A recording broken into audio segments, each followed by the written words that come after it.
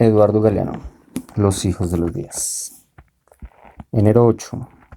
No digo adiós. En 1872, por orden del presidente de Ecuador, fue fusilada Manuela León.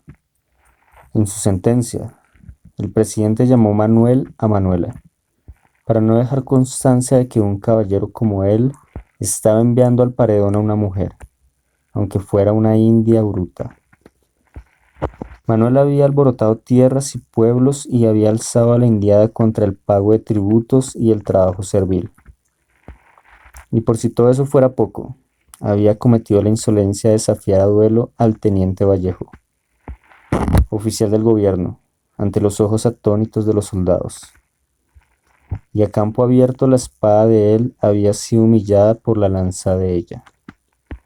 Cuando le llegó este último día, Manuel enfrentó al pelotón de fusilamiento sin venda en los ojos. Y preguntada si tenía algo que decir, contestó en su lengua: Manapí, nada.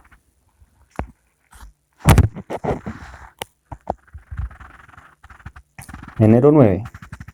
Elogio de la brevedad.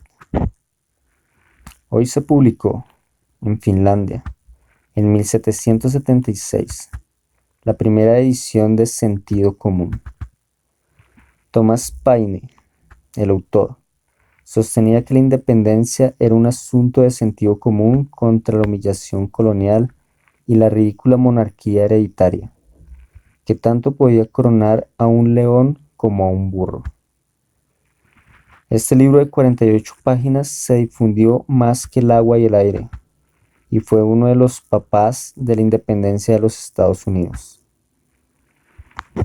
En 1848, Karl Marx y Friedrich Engels escribieron las 23 páginas del Manifiesto Comunista, que empezaba advirtiendo: un fantasma recorre Europa. Y esta resultó ser la obra que más influyó sobre las revoluciones del siglo XX. Y 26 páginas sumaba la exhortación a la indignación que Stephanie Hessel difundió en el año 2011.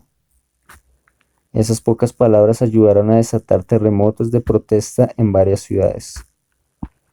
Miles de indignados invadieron las calles y las plazas durante muchos días y noches contra la dictadura universal de los banqueros y los guerreros.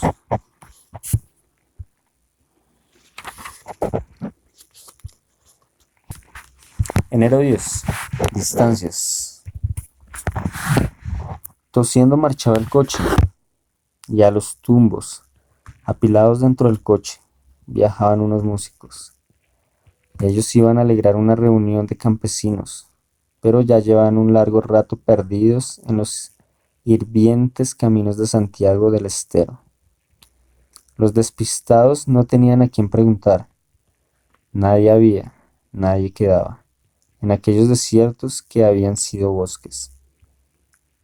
Y de pronto apareció, en una nube de polvo, una niña en bicicleta.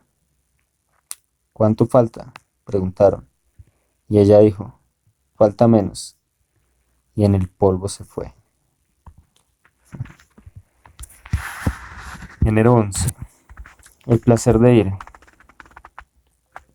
En 1887 nació, en Salta, el hombre que fue Salta, Juan Carlos Dávalos, fundador de una dinastía de músicos y poetas. Según dicen los decires, él fue el primer tripulante de un Ford T, el Ford a bigote, en aquellas comarcas del norte argentino. Por los caminos venía su Ford T, roncando y humeando. Lento, venía. Las tortugas se sentaban a esperarlo. Algún vecino se acercó. Preocupado saludó. Comentó: pero don Dávalos, a este paso no va a llegar nunca. Y él aclaró: yo no viajo por llegar, viajo por ir.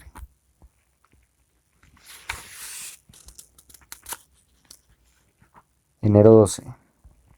La urgencia de llegar. En esta mañana del año 2007, un violinista ofreció un concierto en una estación de metro de la ciudad de Washington. Apoyado contra la pared, junto a un tacho de basura, el músico, que más parecía un muchacho de barrio, tocó obras de Schubert y otros clásicos durante 3 cuartos de hora. 1.100 personas pasaron sin detener su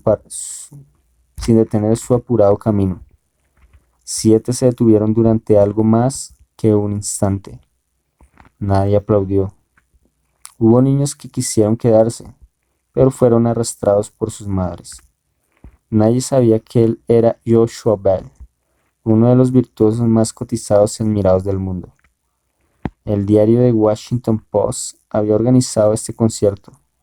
Fue su manera de preguntar: ¿tiene usted tiempo para la belleza? Enero 13. Tierra que brama. En el año 2010, un terremoto tragó buena parte de Haití y dejó más de 200.000 muertos. Al día siguiente, Pat Robertson, telepredicador evangélico, lo explicó desde los Estados Unidos. Este pastor de almas reveló que los negros haitianos eran culpables de su libertad. El diablo, que los había liberado de Francia, les estaba pasando la cuenta.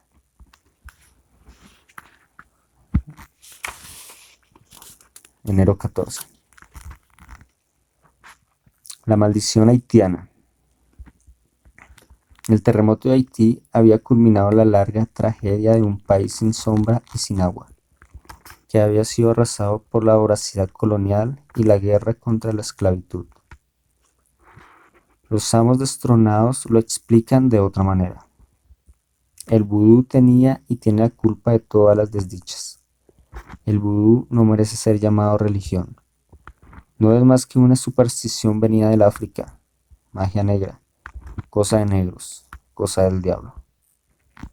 La Iglesia Católica, donde no faltan fieles capaces de vender uñas de los santos y plumas del arcángel Gabriel, logró que esa superstición fuera legalmente prohibida en Haití.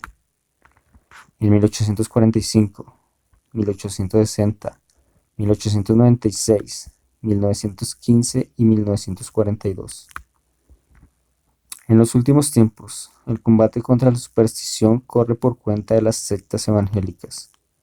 Las sectas vienen del país de Pat Robertson, un país que no tiene piso 13 en sus edificios ni fila 13 en sus aviones, donde son mayoría los civilizados cristianos que creen que el mundo fue fabricado por Dios en una semana.